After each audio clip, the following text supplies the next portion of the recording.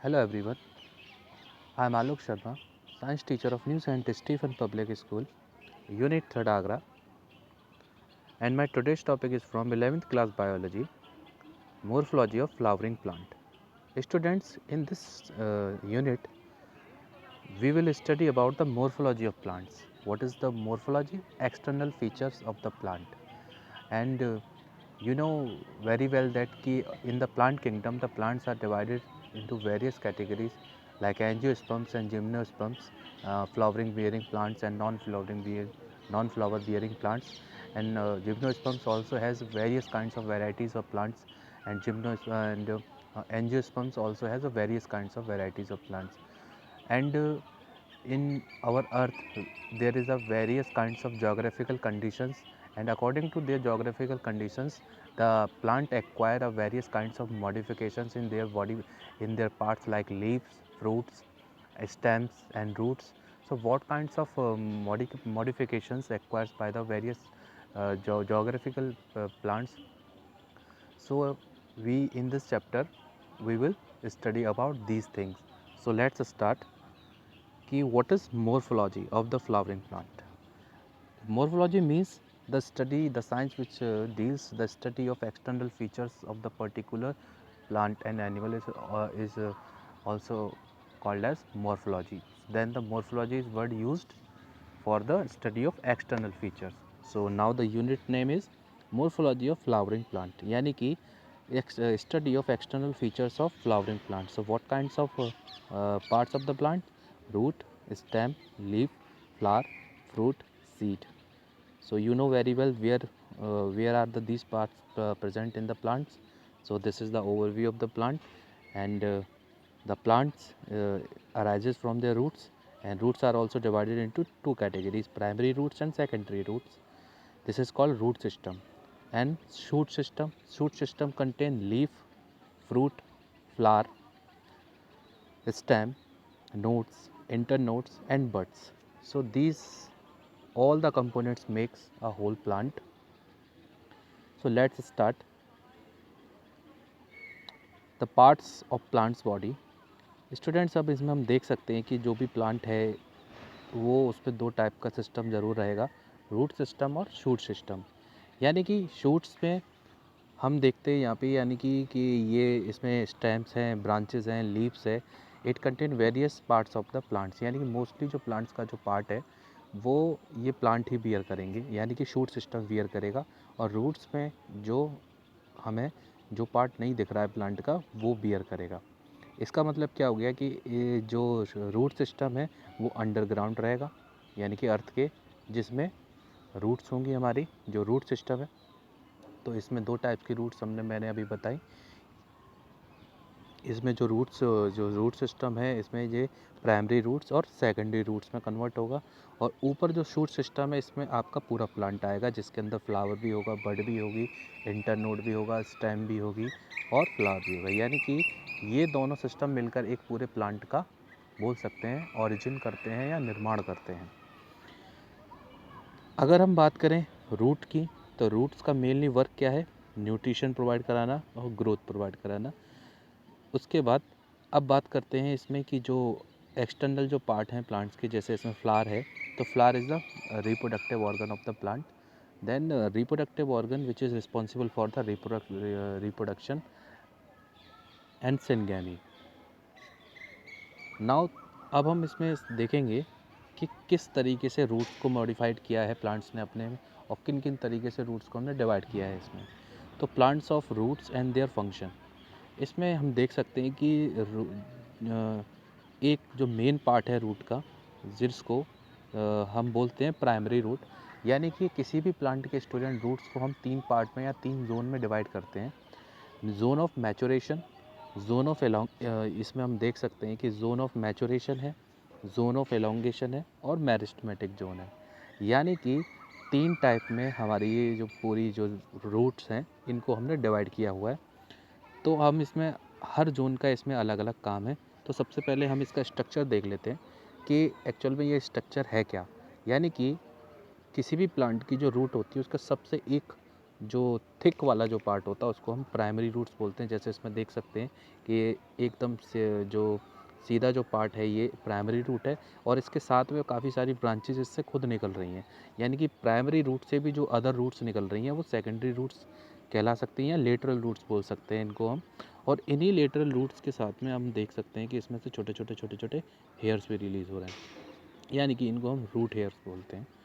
तो जितना ज़्यादा ये इसका सरफेस एरिया होगा उतनी ज़्यादा लेटरल रूट्स होंगी, और जितनी ज़्यादा लेटरल रूट्स होंगी उतना ही ज़्यादा एब्जॉर्प्शन होगा इसके हम। और यहाँ पर रूट की टिप देख सकते हैं और एक रूट कैप देख सकते हैं।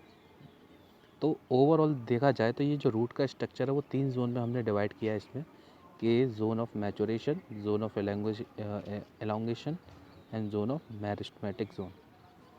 अब हम इसमें देख सकते हैं कि इन तीनों जोन्स में डिफरेंस क्या है। तो मेरिस्टेमेटिक जोन का मतलब ये वो जोन है स्टूडेंट्स, ये सबसे टिप पार्ट होता है और टिप पार्ट में हाईली ग्रोइंग टिश्यूज़ प्रेजेंट होते हैं जिनको हम मेरिस्टेमेटिक टिश्यूज़ बोलते हैं। यानी कि ये जो मेरिस्टेमेटिक जो टिश्यूज़ हैं, इन मेरिस्टेमेटिक टिश्यूज़ को हम बोल सकते हैं हाईली डिविजिबल पावर रखते हैं ये, और हाईली डिवाइडिंग सेल्स होते हैं ये प्लांट के।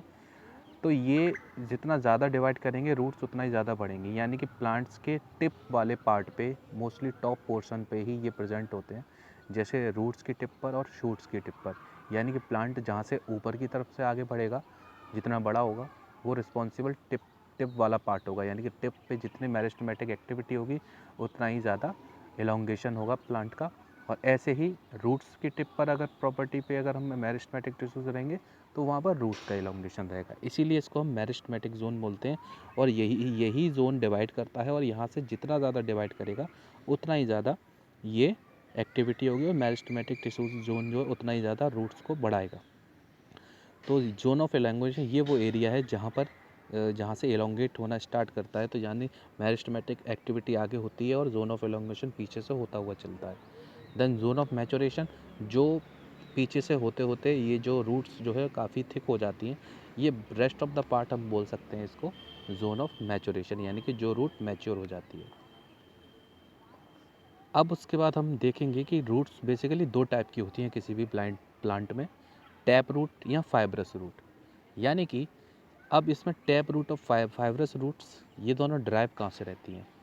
जैसे हमने देखा है कि किसी भी प्लांट की जो शुरुआत है वो उसके सीड से होती है, यानी कि जब भी डोरमेंसी ऑफ सीड होगा तो एक बड रिलीज होगी वहाँ से, यानी कि सीड कंटेन तो वहाँ से सीड जैसे ही जर्मिनेट होना स्टार्ट करता है स्टूडेंट, तो वो दो पार्ट अराइज करता है अपने, जिसको बोलते हैं रेडिकल और प्लीम्यूल।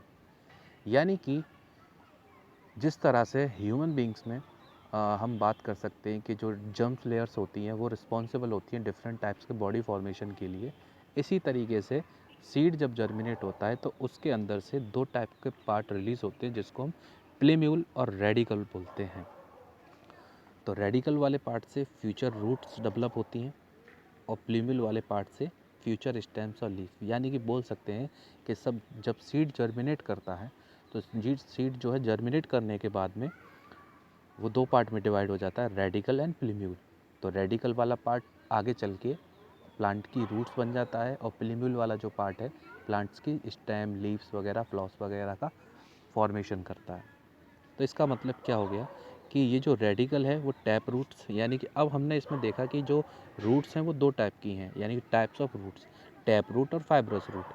अगर प्लांट्स के अंदर टैप रूट्स हैं, यानी कि टैप रूट्स का मतलब होता है बिल्कुल इस तरीके से जिस रूट का स्ट्रक्चर है, यानी कि एक तरीके से देख सकते हैं कोन शेप का स्ट्रक्चर है जो आगे से टॉप से बहुत ही शार्प है, फिर एक तरीके से देखा जाए तो वाइड होता चला गया टॉप से बॉटम की तरफ। या तो इस तरीके से जो स्ट्रक्चर होता है, यानी कि देख सकते हैं हम इसमें ये टैप रूट है, यानी कि इसमें एक प्राइमरी रूट होती है और उस प्राइमरी रूट से ही बाकी के अदर रूट्स रिलीज़ होना स्टार्ट करते हैं। So this is called the tap root. और जब जिन प्लांट्स में ये टैप रूट होती है वो प्लांट बेसिकली डेवलप जो होते हैं, यानी कि टैप रूट जो है वो रेडिकल से डेवलप होती है, यानी कि डेवलप फ्रॉम रेडिकल।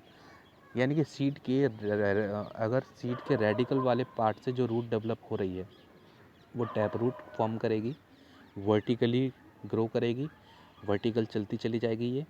देन उसमें एक प्राइमरी रूट होगी, और मैंने बताया कि उसके अंदर जो अदर जो रीजन्स हैं वो अदर उसमें रिलीज होना, यानी कि प्राइमरी रूट से ही सेकेंडरी लेटरल रूट्स रिलीज होंगी और वही लेटरल रूट्स जो है वो कैपिलरीज यानी कि एक तरीके से बोल सकते हैं रूट हेयर्स का फॉर्मेशन करेंगी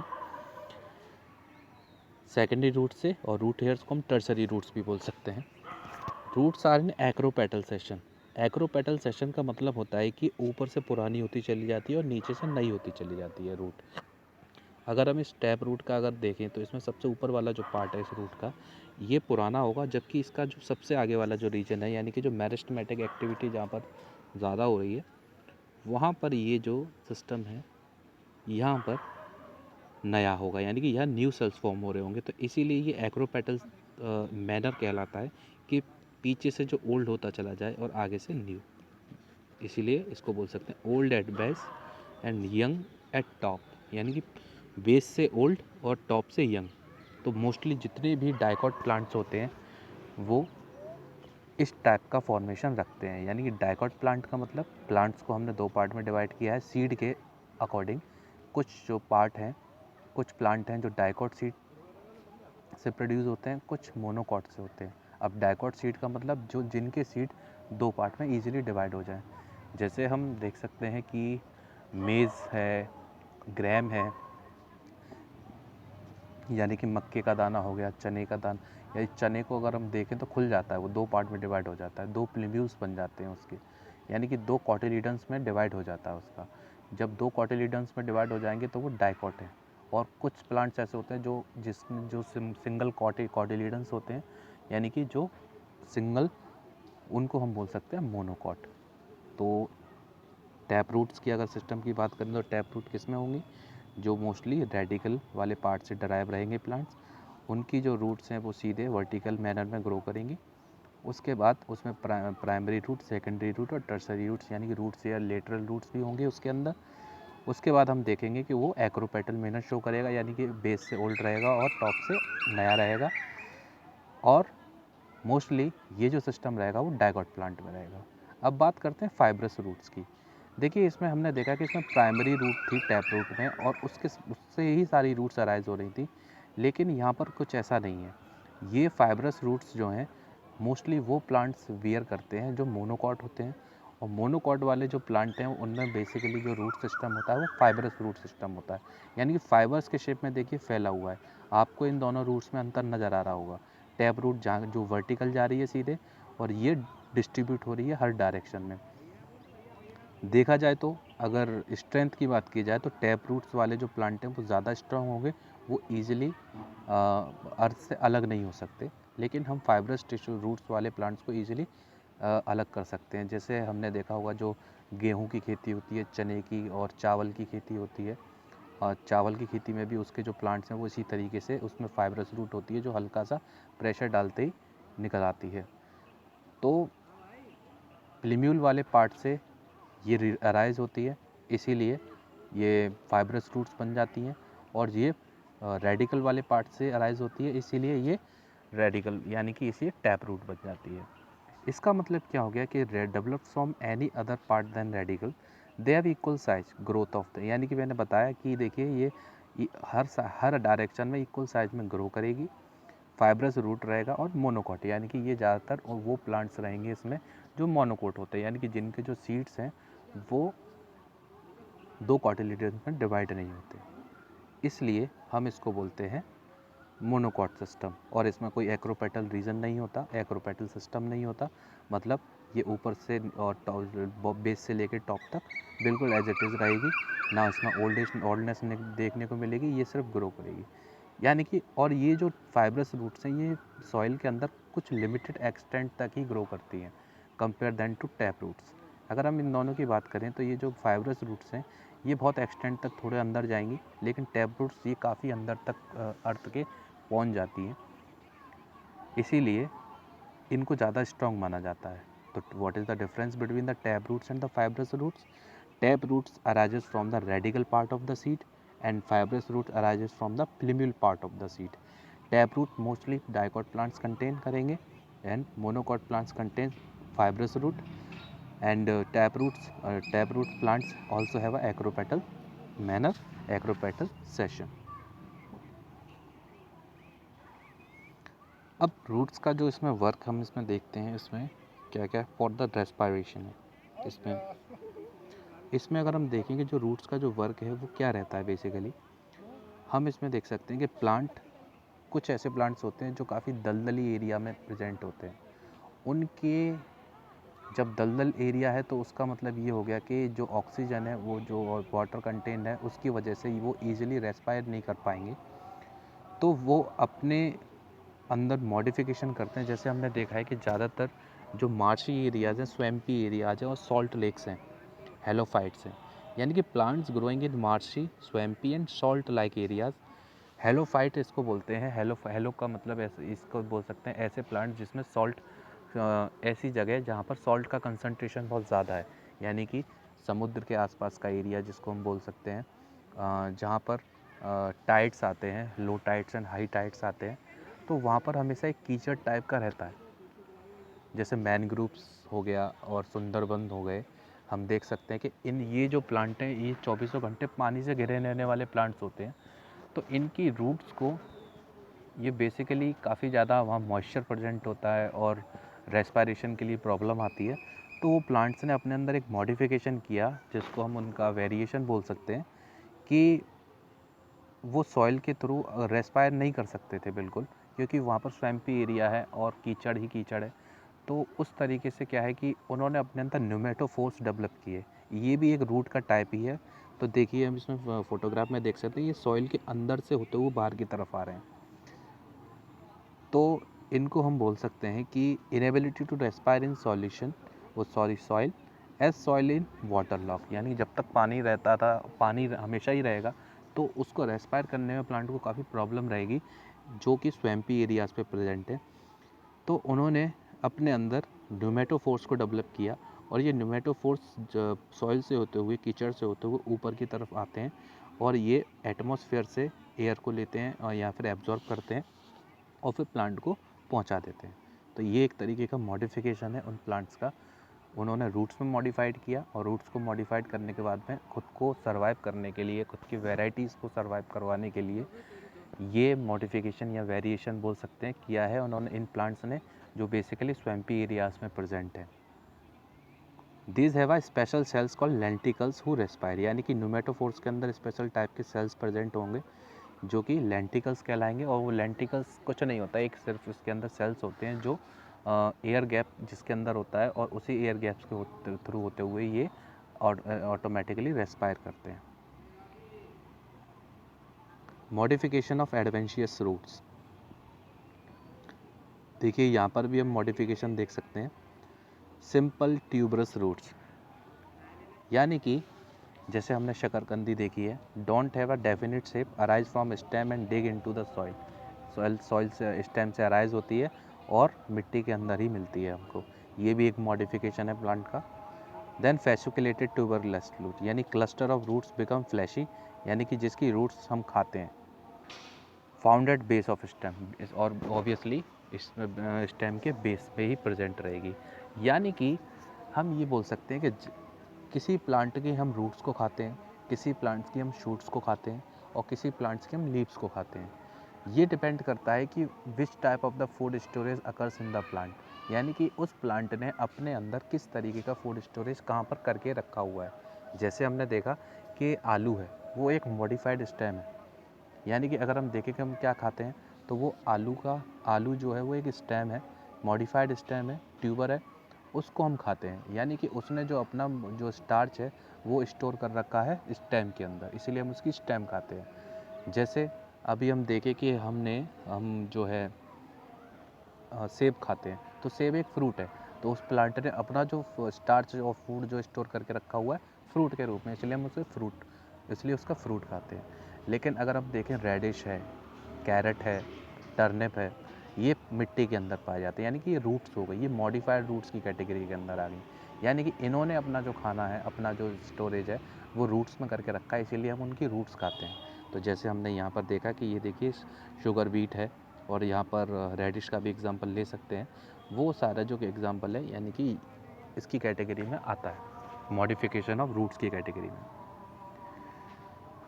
अब और भी देखते हैं हम रूट्स को किस किस तरीके से डिवाइड किया गया। प्रॉप रूट्स होती हैं, स्टिल्ट रूट्स होती हैं और क्लाइंबर रूट्स होती हैं।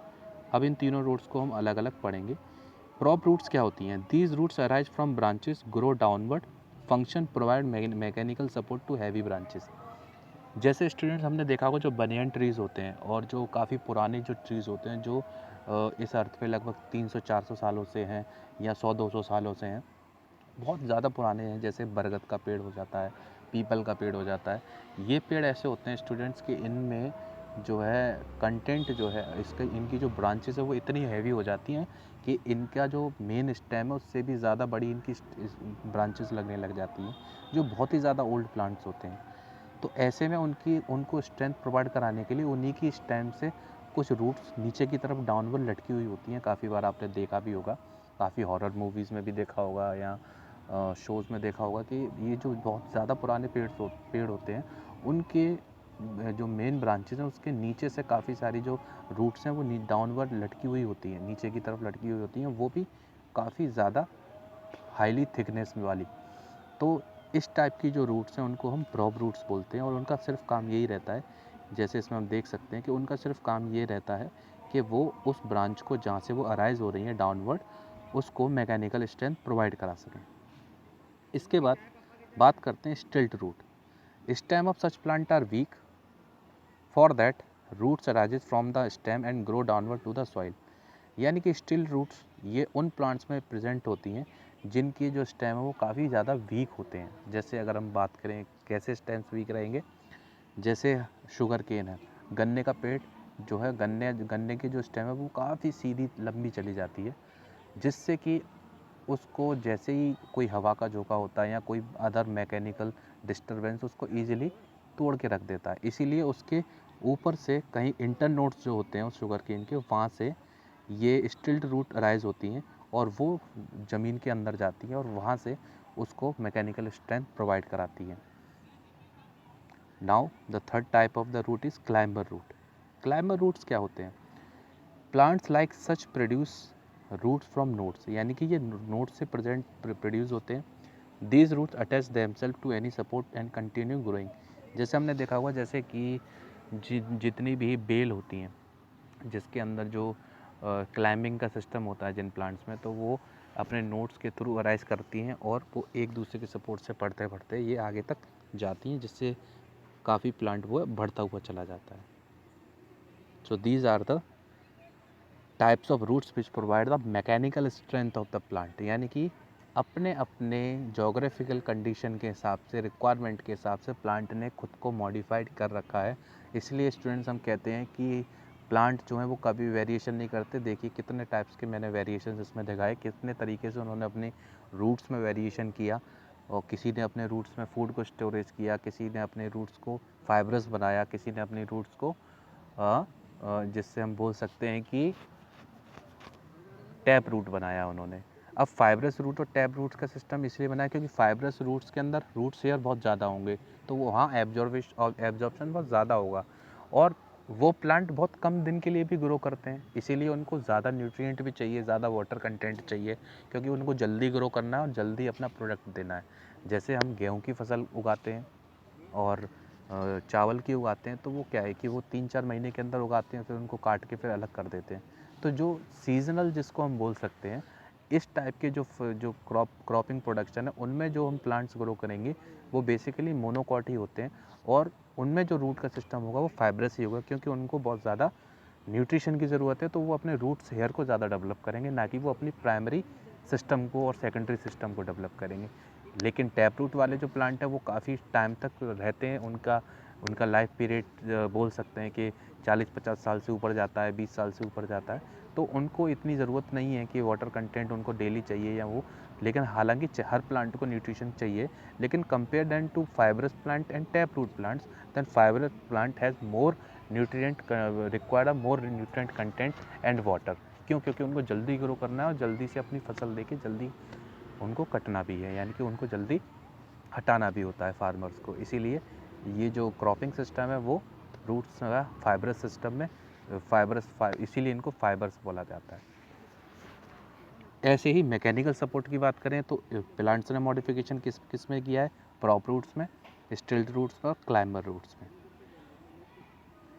नाउ फॉर स्पेशलाइज फंक्शन, जैसे एफिफाइटिक रूट्स, जैसे एक प्लांट्स के ऊपर कोई दूसरा प्लांट, जैसे पैरासाइट के रूप में, यानी कि पैरासिटिक फॉर्मेशन जैसे करते हैं कि जैसे अमरबेल देखी होगी आपने कि वो थोड़े दिन बाद पूरे प्लांट को ऊपर से कवर कर लेती है, फिर वो इंटरप्ट करती है उसके फोटोसिंथेसिस में और उसके लाइटनिंग में और उसके रेस्पायरेशन में, तो जिससे वो प्लांट धीरे धीरे डेड होने लग जाता है। तो एक को फ़ायदा है कि उसे अपना एक रेजिडेंस मिल रहा है उसके ऊपर रहने का, लेकिन दूसरे प्लांट को उससे कोई फ़ायदा नहीं है, इसीलिए इनका जो रिलेशनशिप है आपस में वो हो जाएगा कैसा, पैरासिटिज्म। तो जैसे orchids like plant grow on branches to reach for sunlight, तो सनलाइट के लिए प्लांट्स अपने जो ऑर्चिड्स हैं वो ग्रो करते हैं प्लांट्स के उस पर। ये भी एक दूसरा वेरिएशन है कि उन्होंने अपने आप में किया है। They have green leaves so can photosynthesize these plants called epiphytes, और कुछ एपीफाइट्स हैं यानी कि जो इन पे ग्रीन लीव्स होती हैं जिसकी वजह से ये क्या करते हैं, फोटोसिंथेसिस करते हैं। और जैसे कसकटा है, ये भी देखिए एक पैरासिटिक, ये एक स्टेम पर ग्रो कर रहा है। देन उसके बाद they have the velamen tissues inside the help the absorption of water, इनके अंदर स्पेशल टाइप्स के टिश्यूज होते हैं जिसको वेलेमन बोलते हैं, ये एब्जॉर्प्शन ऑफ मॉइस्चर और एयर में हेल्प करते हैं। तो ये कुछ फंक्शंस हैं रूट्स के जो मॉडिफाइड है। ऐसी कुछ प्लांट्स में सकिंग रूट्स होती हैं, यानी कि जो खुद अपना न्यूट्रिशन फॉर्म नहीं कर पाते हैं, अपना न्यूट्रिशन नहीं बना पाते, तो वो भी क्या है, एक parasitic plants attach to host plant for feeding on their body, यानी कि एक प्लांट दूसरे प्लांट को पे अपना रेजिडेंस बनाता है और प्लस उसके जितने भी न्यूट्रिएंट है उनको फीड करने लग जाता है। In partial parasitic plant penetrate xylem only, यानी कि वो प्लांट के जाइलम पार्ट में पेनिट्रेट कर जाता है, और हमको पता है कि ये प्रोवाइड कराता है न्यूट्रिएंट और वगैरह, तो ये वहीं से अपने सारे न्यूट्रिएंट्स को लेता रहता है। In whole parasitic penetrate xylem take water minerals phloem to take food, यानी कि वाटर फ्लोएम यानी जाइलम फ्लोएम इन दोनों पार्ट्स में ये क्या करेगा, एंटर कर जाएगा और दोनों ही वाटर और मिनरल्स दोनों ही एब्जॉर्ब करने लग जाएगा। इसको हॉस्टेरियम बोलते हैं, यानी कि ऐसी रूट्स भी होती हैं प्लांट्स में जो सकिंग रूट्स का काम करती हैं, यानी कि किसी दूसरे प्लांट के जाइलम फ्लोएम टिश्यूज़ के अंदर एंटर करके उनसे उनका जैसे न्यूट्रिएंट है और उनसे उनका जो जितना भी पार्ट है वो सक कर लेते हैं वो लोग, जिससे कि क्या होता है कि वो ग्रो करने लग जाते हैं, खुद सर्वाइव करते हैं। नाउ अब हम मोर्फोलॉजी देखेंगे students, morphology and functions of stem, यानी कि यहाँ पर अभी हमने देखा कि किस तरीके से प्लांट्स ने अपने रूट्स में मॉडिफिकेशंस किए हैं जिसकी वजह से इतना सारा इन्होंने सिस्टम अपने अंदर अराइज किया हुआ है और अलग अलग फंक्शंस इनके हुए हैं। अब हम देखेंगे किस तरीके से इन्होंने स्टेम को मॉडिफाइड किया है अपने, और स्टेम को मॉडिफाइड करने के बाद में उसके क्या क्या अलग पार्ट हैं। तो मैंने बताया कि जो रूट है वो जैसे हम बात करते हैं रेडिकल वाले पार्ट से अराइज होती है, और जो स्टेम है वो प्लिम्यूल वाले पार्ट से अराइज होती है। तो describe in shoot system can be defined as ascending part moves upward, यानी कि ये जो स्टेम है वो ऊपर की तरफ अराइज रहती है, यानी कि against the gravity, develop from plumule, और किस पार्ट से, सीड के किस पार्ट से अराइज होगी, प्लिम्यूल वाले पार्ट से। और शूट्स को रूट और जो हमारी शूट है उसको डिवाइड किया है नोड्स में और इंटर नोड्स में, क्योंकि जितने ज़्यादा, ऐसा मानते हैं कि जितने ज़्यादा नोड्स होंगे वो उतने ही ज़्यादा ब्रांचेस प्रोड्यूस करेगा, और जितने ज़्यादा इंटर नोड्स होंगे वो उतना ही ज़्यादा लंबा यानी कि लेंथ में प्रोड्यूस हो जाएगा। तो it is positive phototropic moves towards the light, यानी कि लाइट के टुवर्ड्स में बढ़ते हैं, यानी कि हमने देखा है कि जहाँ से सनलाइट आती है तो प्लांट्स का जो मूवमेंट है वो उसी तरफ चला जाता है। ऐसी नेगेटिव जियोट्रॉपिज्म यानी कि हाइड्रोट्रॉपिज्म, यानी कि अगर हम बात करें कि hydrotropic moves away from the soil and water, तो ये ट्रॉपिक मूवमेंट आप लोगों ने 10th में भी पढ़े थे, कितने तरीके के होते हैं प्लांट्स के अंदर, फोटोट्रॉपिज्म, हाइपोट्रॉपिज्म और थिग्मोट्रॉपिज्म होता है, कीमोट्रॉपिज्म होता है। तो ये सारा बिल्कुल डायरेक्शनल हम बात कर सकते हैं, मूवमेंट होता है स्टिमुलाई के प्रति प्लांट्स का। तो किस तरीके का मॉडिफिकेशंस प्लांट ने किया है इसमें देखते हैं। जैसे बड्स, मैंने बताया कि अगर इसमें बात करते हैं तो शूट्स के अंदर बड्स होती हैं, और young shoots contain young leaves, यानी कि young shoots contain young leaves. There are two types of buds, यानी दो तरीके की बड्स होती हैं किसी भी प्लांट के अंदर, वेजिटेटिव बड्स और फ्लोरल बड्स। तो जो वेजिटेटिव बड्स हैं वो ब्रांचेस बनाएंगी और जो फ्लोरल बड्स हैं वो फ्लावर्स डेवलप करेंगी।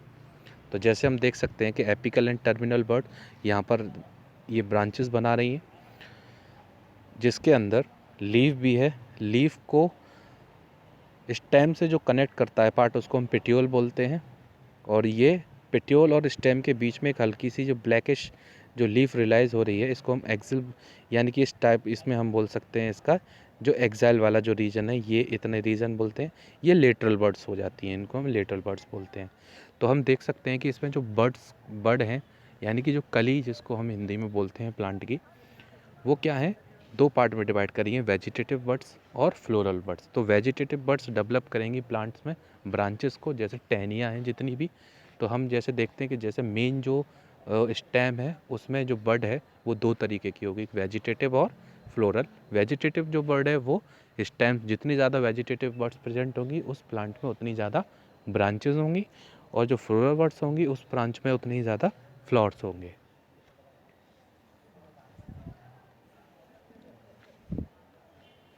Now the modification of stem. तो जैसे मैंने बताया था, जैसे अभी पोटैटो है उसको हम खाते हैं तो वो एक स्टेम है प्लांट का, मॉडिफाइड स्टेम। तो अंडरग्राउंड मॉडिफिकेशंस क्या क्या कर रखे हैं प्लांटर ने अपने अंदर स्टेम में, तो ये देख सकते हैं। तो देखिए राइजोम है, कॉर्न है और ये बल्ब है, ठीक है। तो इस तरीके का ये अंडरग्राउंड मॉडिफिकेशन होता है। तो और ये ट्यूबर है, इस तरीके से देखिए इसने प्लांट ने अंडरग्राउंड यानी कि सॉइल के अंदर, जैसे हम पोटैटो को भी अगर डिग करते हैं तो सॉइल के अंदर ही पाया जाता है। और अगर हम राइजोम्स की बात करें, राइजोम में जैसे जिंजर है, अदरक भी ज़मीन के नीचे ही उगेगा, और ये जो अरबी है वो भी ज़मीन के अंदर ही उगेगी। तो इसका मतलब क्या हो गया कि यहाँ पर प्लांट ने अपने स्टेम को इस तरीके से मॉडिफाइड किया है कि वो कहाँ पर ग्रो कर रहा है, ज़मीन के अंदर, और वहीं पर अपना फूड क्या है जो स्टोर कर रहा है, और उसी फूड के स्टोरेज की वजह से ये मॉडिफिकेशन हुआ है। देन उसी उसी स्टोर फूड को हम खाते हैं। तो यहाँ पर मॉडिफिकेशन किया है अंडरग्राउंड।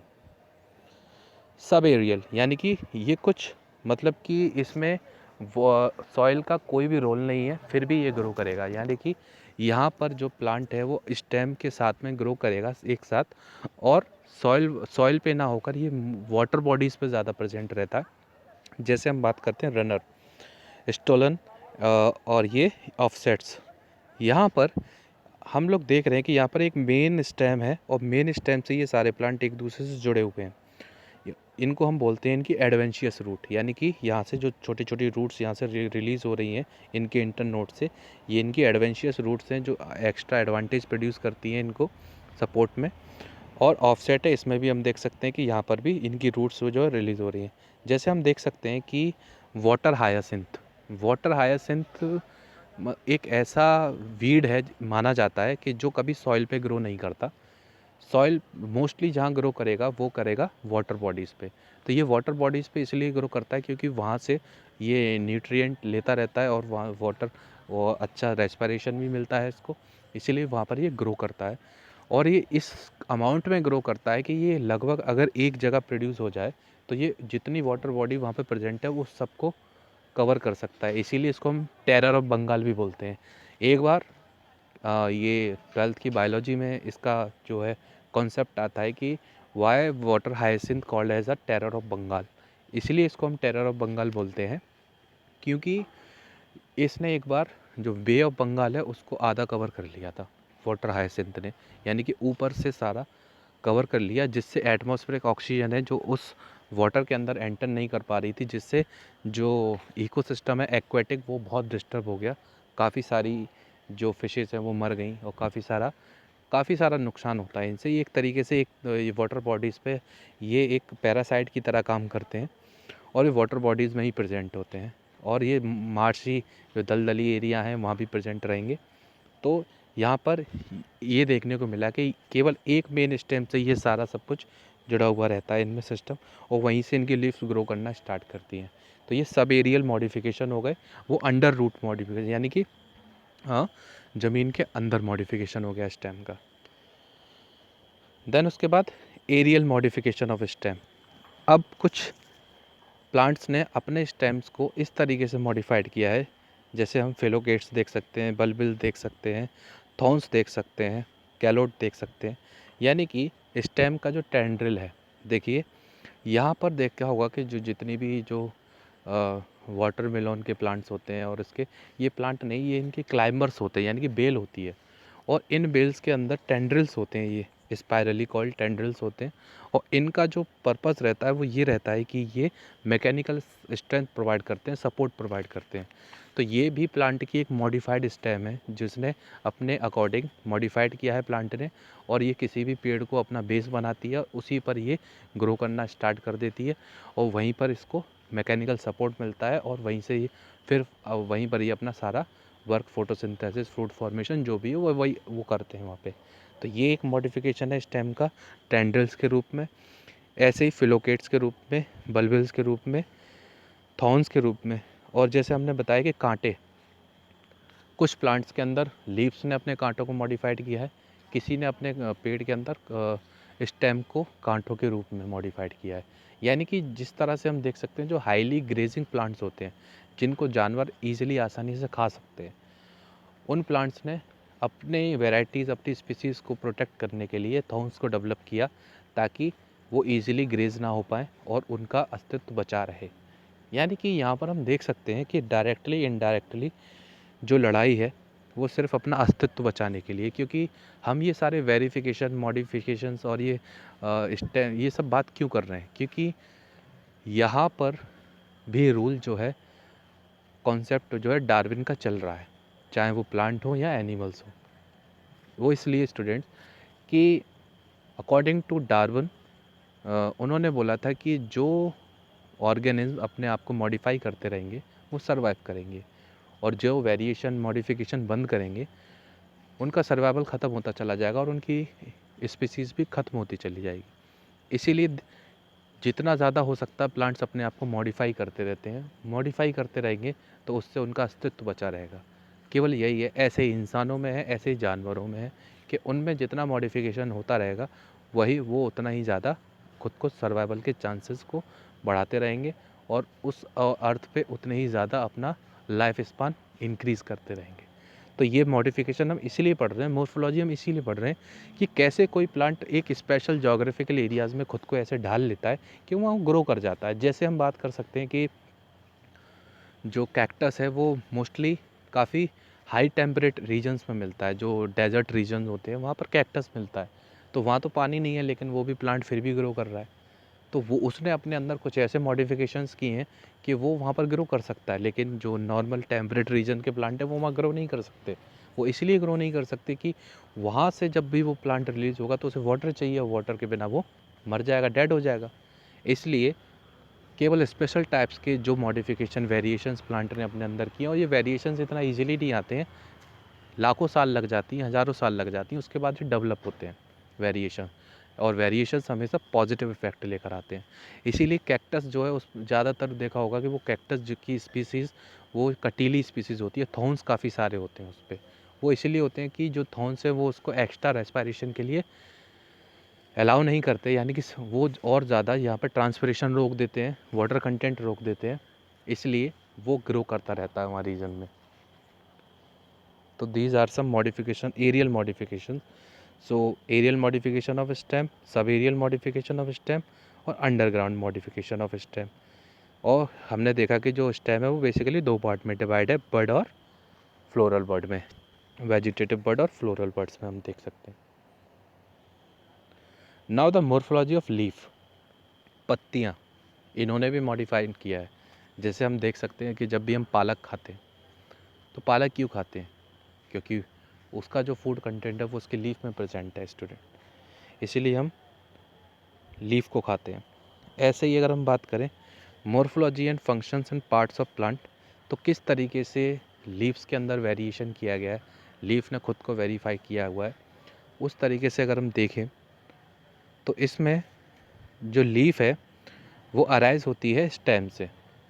और देख सकते हैं कि ये जो लीफ जितना भी सरफेस एरिया अपना जो कवर कर रही है, जितना भी सरफेस एरिया कवर कर रही है, ये पूरा का पूरा जो है हम बात करें, ये जो पूरा जो अटैच है वो पेट्यूल से है, यानी कि sessile leaves have no petiole but are attach directly to the stem. यानी कि यहाँ पर हम देख सकते हैं कि जो लीफ है और जो स्टेम है, इसके बीच में एक बहुत छोटी सी अटैचमेंट है जिसको हम पेट्यूल बोल रहे हैं, यहाँ पे दिख रहा होगा आप लोगों को। लेकिन बहुत सारे प्लांट्स में ये नहीं होता। बहुत सारे प्लांट्स में क्या होता है कि ये जो पूरा जो लीफ का जो बेस है वो डायरेक्टली स्टेम से अटैच रहता है, वो नॉन सेसाइल, यानी कि अगर हम बात कर सकते हैं नॉन सेसाइल प्लांट्स की कैटेगरी में आते हैं। But sessile leaves have no petiole, जैसे कि हम बात कर सकते हैं इसमें sessiles leaves have no petiole but are attachment directly to the stem, यानी कि ये डायरेक्टली स्टेम से जाके कनेक्ट हो जाते हैं।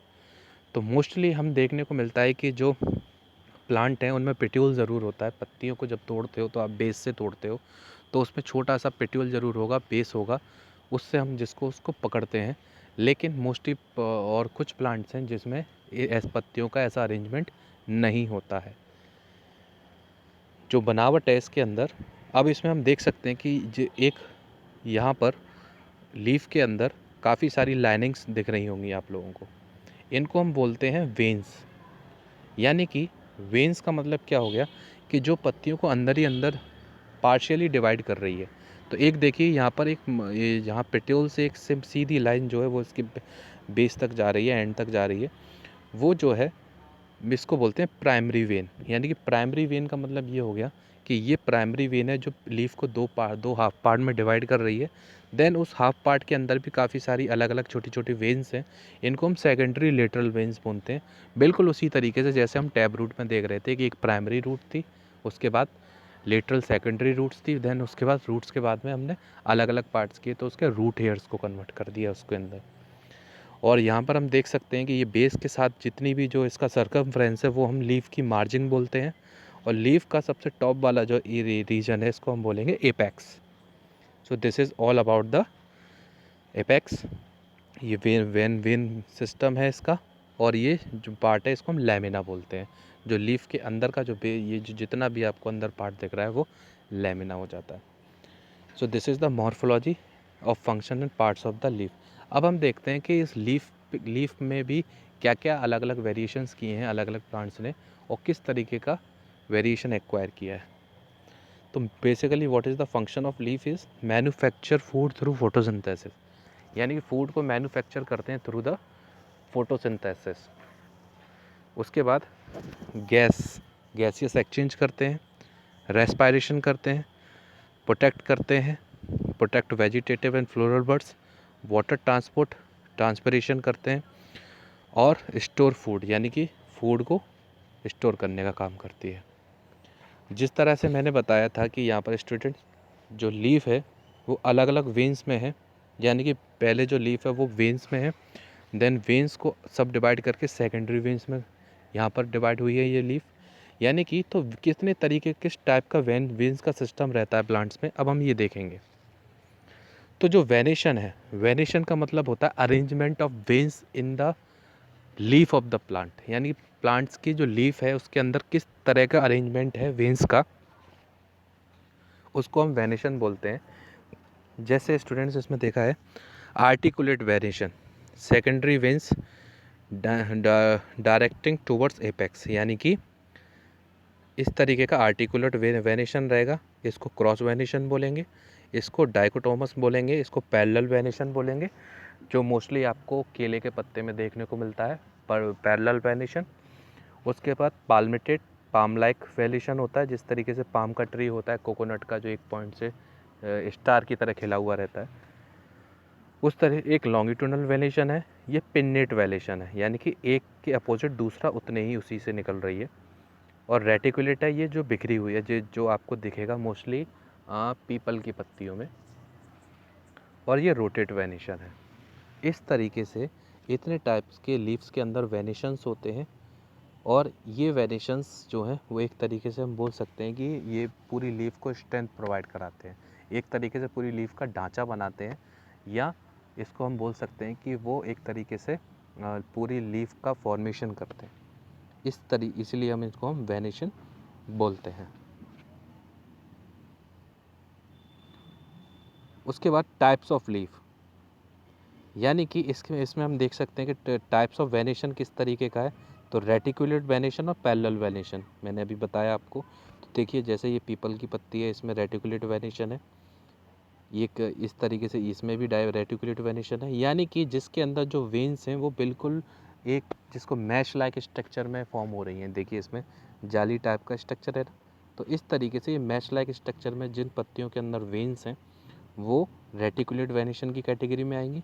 और जैसे हमने देखा, देखो यहाँ पर जैसे ये this is the leaf of banana, इसमें पैरेलल वेनेशन देखने को मिलेगा आप लोगों को। So this is the type of venation in the leaf of the plant.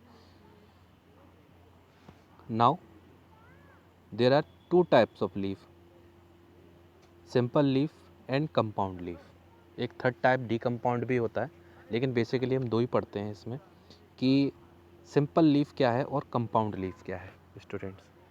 तो इसमें हम बात करते हैं कि सिंपल लीफ जो है, इसके अंदर जैसे आपने देखा होगा कि एक लीफ है और ये सिंपल, और एक ब्रांच से जिसमें एक मिडरिब होती है और इसी मिडरिब से काफ़ी सारी लीव्स निकली हुई होती हैं, इसी को हम कंपाउंड बोलते हैं। जैसे कि हम बात करें इसके आगे, हम आगे टाइप्स पढ़ेंगे कि अनपिन्नेट, बाईपिन्नेट, ट्राईपिन्नेट और यूनिपिन्नेट। यानी कि इसमें हम देख सकते हैं इसका कि पिन्नेटली कंपाउंड लीफ और पाल्मिटेटली कंपाउंड लीव्स होती हैं। यानी कि सिंपल लीव्स तो एक हमारी सिंपल ही हो गई, उसका कोई टाइप नहीं है, लेकिन कंपाउंड लीव्स को हमने दो टाइप में डिवाइड किया है, पिन्नेटली कंपाउंड लीव्स हो जाती हैं और पाल्मिटेटली कंपाउंड लीव्स हो जाती हैं। तो पिन्नेटली कंपाउंड लीव्स का मतलब ये होता है कि इसमें देखिए जैसे मिडरिब है और मिडरिब्स के साथ में ये अराइज, इसका स्टेम का यहाँ पर अराइजमेंट हो रहा है इस तरीके से। और यहाँ पर देख सकते हैं यूनिपिन्नेट। यूनिपिन्नेट का मतलब इसमें ये हो गया कि यहाँ से आते आते आते आते आप टॉप पे देखिए कि यहाँ पर इस तरीके से एक मिडरिब है, एक ही मिडरिब, और एक ही मिडरिब के अपोजिट में बाकी सारी पत्तियाँ जो है अपोजिट डायरेक्शन में यहाँ से अराइज हो रही हैं, इसका मतलब। ऐसे ही यूनिपिन्नेट और बाईपिन्नेट। यहाँ पर देखिए बाईपिन्नेट का मतलब क्या हो गया कि यहाँ से एक मिडरिब थी, यहाँ देखिए इस प्लांट में इस लीफ का स्ट्रक्चर, तो यहाँ पर एक ही मिडरिब है, यानी कि एक ही इसका जो बेस है और उसी बेस से सारी पत्तियाँ अपोजिट डायरेक्शन में निकल रही हैं, तो ये हो गया यूनिपिन्नेट। लेकिन बाईपिन्नेट की कैटेगरी के अंदर देखिए ये मिडरिब तो यहाँ पर सेंटर में है ही, इसके साथ में एक मिडरिब और निकल रही है, उस मिडरिब से अपोजिट में यहाँ पर जो पत्तियाँ हैं वो यहाँ से रिलीज़ हो रही हैं। यानी कि एक यहाँ पर मेन स्टेम हो गई और उस स्टेम के भी अंदर ये ब्रांचेस हैं, और उस ब्रांचेस पे जाके क्या है, लीव्स का अरेंजमेंट है अपोजिट डायरेक्शन में। तो ये हो गई बाईपिन्नेट। बाईपिन्नेट का मतलब इसमें यही हो गया। ऐसी ट्राईपिन्नेट्स होती हैं इसके अंदर कि इस इस अरेंजमेंट के अंदर भी एक और अगर रिलीज़ होती है तो वो ट्राईपिन्नेट की कैटेगरी में आ जाए। ठीक है, तो यानी कि अगर इसमें यूनिपिन्नेट और बाईपिन्नेट में डिफरेंस देखा जाए तो यही है कि यहाँ पर एक सिंगल स्टेम है और वहीं से ये जो लीव्स हैं वो रिलीज़ हो रही हैं, और बाईपिन्नेट में सिंगल स्टेम के अंदर भी काफ़ी सारी स्टेम्स हैं और उस स्टेम में पत्तियों का अरेंजमेंट है। This is called bipinnate. जैसे आप लोगों ने यहाँ पर देखा होगा कि ये जो मोस्टली जो प्लांट्स होते हैं, जो ऑर्नामेंटल प्लांट्स होते हैं, ऑर्नामेंटल जो प्लांट हैं वो यूनिपिन्नेटल मैनर में रहते हैं। और जिस तरीके से ये इसका हम बात कर सकते हैं, जो प्लांट है बबूल का, ठीक है, तो उस तरीके के उसमें जो अरेंजमेंट रहेगा वो इस तरीके का अरेंजमेंट रहता है बाईपिन्नेट का। ऐसे ही यहाँ पर ट्राईपिन्नेट देख सकते हो कि देखिए यहाँ पर मेन स्टेम थी, उसी से एक 3 स्टेम अराइज हुई, एक इस डायरेक्शन में एक टॉप पे, तो दिस इज़ कॉल्ड ट्राईपिन्नेट। ऐसे ही पिन्नेटली कंपाउंड लीव हो गई और एक पाल्मिनेटली कंपाउंड लीव्स होती हैं जो पाम लाइक स्ट्रक्चर शो करती हैं।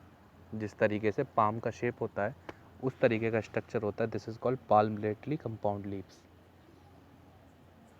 टाइप्स ऑफ कंपाउंड लीव्स जैसे हमने बात की, जैसे पाल्मिनेटली कंपाउंड, जैसे पाल्मिनेटली का मतलब क्या होता है, इसमें देखिए पाम शेप बना रहा है ना, इसके अंदर ये शेप देखिए, और हम पिन्नेटली का देखेंगे तो यहाँ पर देखिए एक स्टेम से अपोजिट में काफ़ी सारी लीव्स अराइज हो रही हैं, लेकिन यहाँ पर देखिए केवल टॉप से अराइज होंगी leaves. This is called palmately compound leaves.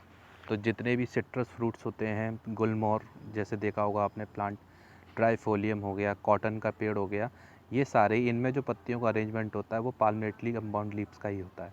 तो यानी कि दो पत्तियों को दो पार्ट में डिवाइड किया, जैसा हमने देखा अभी तक कि जो लीफ है उसके अंदर पेट्योल भी है, लेमिना भी है, वेन्स भी है, प्राइमरी वेन है, लेटरल वेन का सिस्टम भी है, प्लस उसका जो पेट्योल है वो एरिया है जहाँ से वो स्टेम से कनेक्ट करता है, फिर बड है उसके नीचे, ठीक है।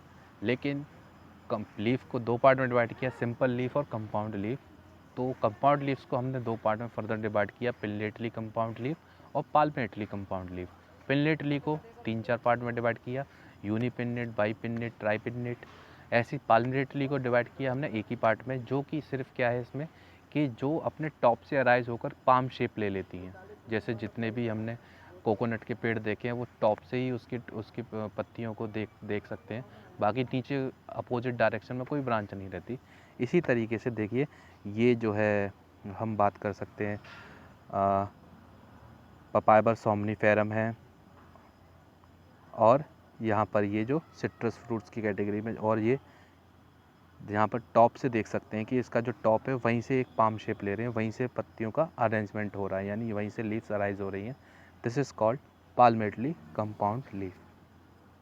जहाँ हम देख सकते हैं कि देखिए कि स्टेम है, केवल स्टेम के टॉप से ही सारी पत्तियों का एक स्टार लाइक डायरेक्शन में अरेंजमेंट। नाउ द मॉडिफिकेशन, जब हमने पढ़ा कि किस तरीके की लीव्स होती हैं, अब हम बात करते हैं इसमें स्टूडेंट्स कि मॉडिफिकेशंस क्या क्या हैं लीव्स के।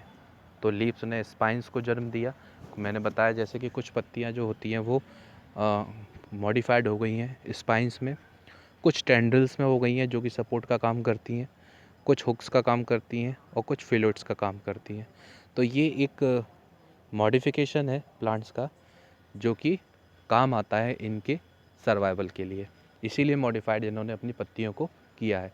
जैसे बात कर सकते हैं किसी ने लीफ में क्या फूड को स्टोर किया, इसीलिए हम उसकी लीव्स को खाते हैं, जैसे पालक।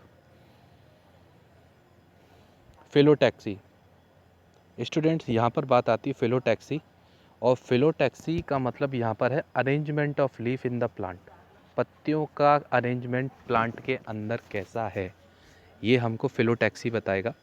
तो फिलोटैक्सी का मतलब क्या होगा, arrangement of leaves in the plant. हमने टाइप्स ऑफ लीव्स पढ़ी, उनका बिहेवियर पढ़ा, कितने टाइप की होती है, पिलेटली पाल्मेटली होती हैं, यूनिपिलेट, बाईपिलेट, ट्राईपिलेट। देन पाल्मेटली की लीव्स कैसी होती हैं, पिलेटली की कैसी लीव्स होती हैं। लेकिन ये जो लीव्स हैं इनका अरेंजमेंट कैसा होता है वो हमें फिलोटैक्सी बताती है। यानी कि वेनेशन का मतलब क्या था, arrangement of veins in the leaves, यानी कि किस तरीके का रेटिकुलेट है और पैरेलल वेनेशन है, किस तरीके का वेनेशन है, वो पत्तियों के अंदर की बात हो गई। लेकिन जब भी हम फिलोटैक्सी की बात करेंगे स्टूडेंट, तो यहाँ बात आती है फिलोटैक्सी में arrangement of leaves of the plant. तो यहाँ पर ऑल्टरनेट अरेंजमेंट होता है, ऑड पिन्नेट होता है, परफ्यूलेट होता है, ट्राईपिन्नेट होता है, बाईपिन्नेट होता है, अपोजिट होता है, रोजेट होता है, ट्राइफोलेट होता है, पेल्टेट होता है, इवन पाइनेट होता है। मतलब इसका क्या हो गया, देखिए यहाँ पर आपको स्ट्रक्चरल डिफरेंस इजीली समझ में आ रहा होगा स्टूडेंट कि यहाँ पर जो अरेंजमेंट है वो लीव्स का वो अलग अलग हो रहा है। जैसे ऑल्टरनेट देखिए, ऑड पिनेट देखिए, परफ्यूलेट देखिए, ट्राइपिनेट देखिए, सब पे पत्तियों का अलग अरेंजमेंट दिख रहा होगा। ऑल्टरनेट का मतलब हो गया एक के बाद एक, जैसे देखिए टॉप है उसके नीचे अपोजिट, फिर इसके फिर देखिए ये ऑल्टरनेट डायरेक्शन में पत्तियों का अरेंजमेंट होता है। और ये ऑड पिनेट हो गया, यानी कि एक टॉप पे एक सिंगल लीफ, उसके साथ में अपोजिट एक के बाद एक लीफ। देन उसके बाद परफ्यूलेट हो गया, जो ज़्यादातर आपको देख सकता है उसमें शुगर केन वगैरह के पत्तों में देखने को मिल जाता है। और बाईपिन्नेट तो हमने जैसे हमने बताया था, बाईपिन्नेट का मतलब देखिए इसमें सेंटर में एक स्टेम है, उसके साथ में दो स्टेम अपोजिट डायरेक्शन में अराइज हो रही हैं और उनसे फिर लीव्स का अरेंजमेंट हो रहा है। तो ये बाईपिन्नेट हो गया, जैसा अभी हमने पढ़ा था। ये अपोजिट हो गया, एक दूसरे के आपस में जब लीव्स को अपोजिट डायरेक्शन में ग्रो कर रही हैं, ये अपोजिट डायरेक्शन में लीफलेट इन एजेसेंट पेयर, यानी कि अपोजिट पेयर्स हो गए। ये रोजेट हो गया, ये ट्राईफॉलेट हो गया, ये जैसे कि इसको हम बात कर सकते हैं पाल्मेटली लीव्स की बात कर सकते हैं। ये पेल्टेट का फॉर्मेशन हो गया, जैसे लोटस वगैरह प्लांट्स में देखने को मिलता है आपको। और ये इवन पिन्नेट हो गया, यानी कि देखिए यहाँ पर सीधा सीधा एक दूसरे एक ही स्टेम है, उसके अंदर पेट्योल है और पेट्योल से फिर आगे अराइजमेंट हो रहा है। So these are the phyllotaxy which shows the different arrangement of leaves, different types of arrangement of leaves in the plant. This is called phyllotaxy. Now इसमें हम फ्लावर्स की बात करते हैं स्टूडेंट्स। तो फ्लावर्स की बात अगर इसमें करते हैं तो फ्लावर्स भी डिवाइड किए गए हैं, जैसे हमने इनको डिवाइड किया है लीव्स को। तो रेसमोसिस और साइमोसिस, ये मोस्टली दो टाइप के फ्लावर्स को हम अरेंजमेंट करते हैं, यहाँ से प्लांट के फ्लावर्स को अलग अलग करते हैं। साइमोसिस एंड रेसमोसिस, इसकी हम बात करते हैं। तो देखिए इसमें फ्लावर्स का अरेंजमेंट भी देखिए एक के बाद एक इस तरीके से हेलिकॉइड है रेसमोसिस में। और उसके बाद इसमें हम बात करते हैं मायोसिट प्लास्टिक, देखिए इस तरीके से अरेंजमेंट है सेकंड वाले में।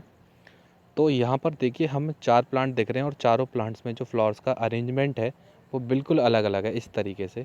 इस टाइप का अरेंजमेंट कहलाता है रेसमोसिस, यानी कि एक तरीके से ऑल्टरनेट बोल सकते हैं। और साइमोसिस में हम देख सकते हैं कि एक ही पॉइंट है, वहाँ से काफ़ी सारे जो फ्लावर्स हैं वो राइज हो रहे हैं, यानी कि इनसे ऊपर इनकी लीव्स नहीं है, लीव्स इनके नीचे है और उसके बाद ये फ्लावर्स अराइज हो रहे हैं। तो इसका मतलब क्या हो गया, ये जो पार्ट है प्लांट्स का, ये साइमोसिस वियर कर रहा है फ्लावरिंग को और ये रेसमोसिस कर रहा है। तो दोनों में फ्लावर्स का अरेंजमेंट भी अलग अलग है, यानी कि इन्फ्लोरेंस बोल सकते हैं इसको। जैसे हमने वेनेशन की बात की तो arrangement of leaves in the veins, तो वो लीव वेनेशन हो गया। इसी तरीके से फिलोटैक्सी अरेंजमेंट ऑफ लीफ वो उसका इन द प्लांट, वो फिलोटैक्सी हो गया। इस तरीके से इन्फ्लोरेंस का मतलब होता है arrangement of flowers in the plant. तो रेसमोसिस और साइमोसिस, जो कि डिफरेंस मैंने आपको बताया इसमें कि इस तरीके से ऑल्टरनेट ABCD होता है, 4 प्लांट्स में हमको देखने को मिलेगा रेसमोसिस में। और ये साइमोसिस में मतलब कि यहाँ पर काफ़ी सारे फ्लावर्स को एक पॉइंट से आप रिलीज़ होते हुए देखोगे। तो हम बात करते हैं इसमें एस्टिवेशन। देख सकते हो आप इसमें एस्टिवेशन का मतलब क्या होता है। यहाँ पर नया वर्ड आया एस्टिवेशन स्टूडेंट, और ये जो एस्टिवेशन है, इस एस्टिवेशन में हम बात करते हैं arrangement of petals in the flower. यानी कि यहाँ पर अब आपके पास टर्म्स बढ़ते जा रहे हैं। पहले आया venation, arrangement of veins in the leaf, फिर आया phyllotaxy, arrangement of leaves in the plant, फिर आया आपका इसमें हम बात करें inflorescence, arrangement of flowers in the plant, फिर आया आपका इसमें aestivation, arrangement of petals in the flower. यानी कि फ्लावर में अगर हम बात कर सकते हैं कि अगर फ्लावर के अंदर पत्तियों का अरेंजमेंट किस तरीके का है, वो अरेंजमेंट कहलाएगा एस्टिवेशन। तो हम देख सकते हैं वेलवेट होता है, ट्विस्टेड होता है, एम्ब्रिकेट होता है, क्यूनिकुनल होता है, वैक्सिलरी होता है। तो देखिए इस तरीके का अरेंजमेंट भी होगा फ्लावर्स में पत्तियों का। ये ट्विस्टेड है, ये एम्ब्रिकेट है थर्ड वाला, और ये क्यूनिकुनल है, और ये वैक्सिलरी है।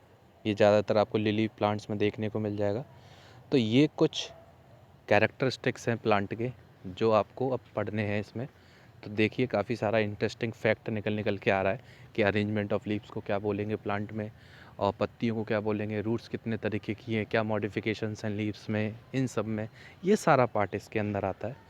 अब उसके बाद हम बात करते हैं ओवरी, जो कि एक गाइनोशियम, एक फीमेल पार्ट होता है फ्लावर का। और mostly angiosperm plants contain bisexual flower, and bisexual flower contain up both part, androecium and gynoecium. Androecium is the male part of flower which contain anther and filament, and gynoecium contain stigma, style and ovary, and ovary contain a megaspore is called the ovule which contain a ovules. तो जब भी and anther contain a male gamete called pollen grain, और when the pollen grain fuse to the ovary with the help of cross और self pollination whatever also, then it fertilize. तो plant के flowers के अंदर ovary का arrangement किस तरीके का है, तो देखिए यहाँ पर देख सकते हैं कि हाइपोगाइनस फ्लावर है। इस हाइपोगाइनस फ्लावर्स के अंदर जो ओवरी है, इसमें ओवरी के बेस से ही एंथर वो फिलामेंट का अरेंजमेंट हो रहा है, और लीफ का भी अरेंजमेंट हो रहा है। तो इस टाइप का जो अरेंजमेंट जिन फ्लावर्स के अंदर है वो हाइपोगाइनस है। उसके बाद पेरीगाइनस, पेरीगाइनस का मतलब ओवरी नीचे है और जो पेटल्स हैं और जो स्टेमन्स हैं वो ऊपर की तरफ है। ये पेरीगाइनस फ्लावर्स के अंदर होता है। उसके बाद एपिगाइनस फ्लावर्स के अंदर जो अगर हम बात करें तो इसके अंदर जो है वो अरेंजमेंट इस तरीके से रहेगा, जिसके अंदर जो स्वलन पार्ट है वो इसके इनसाइड नीचे बॉटम की तरफ रहेगा, बाकी ऊपर से जितना भी पार्ट है वो अटैच रहेगा इसके ओवरी वाले पार्ट से। तो इस तरीके से this is the type of arrangement of ovary. इसीलिए यहाँ पर सुपीरियर ओवरी और इन्फीरियर ओवरी की बात करते हैं। यानी कि ओवरी अगर सुपीरियर है, बाकी प्लांट पार्ट्स नीचे हैं, तो वो सुपीरियर है। और अगर हम बात करें कि अगर ओवरी नीचे बाकी प्लांट, तो इन्फीरियर ओवरी।